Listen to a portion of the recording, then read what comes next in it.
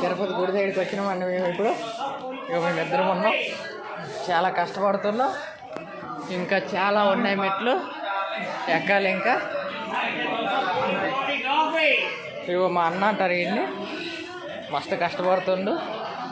ఇంకా ఎక్కుతూ ఉంటున్నాం, అయినా మెట్లు తరుగుతలేదు. మధ్యలో చాయ్ తాగడానికి కలిపి దుకాణం ఉందండి. వీళ్ళిద్దరు వెనక్కి వస్తుండ్రండి. ఇది మా తమ్ముడు అండి, ఇది మా బావ అండి.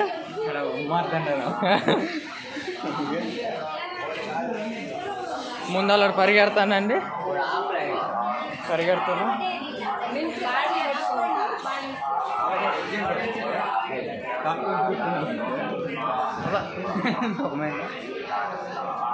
అన్న ఏంటి మరి గోవిందా గోవిందా. ఇప్పుడు ఫస్ట్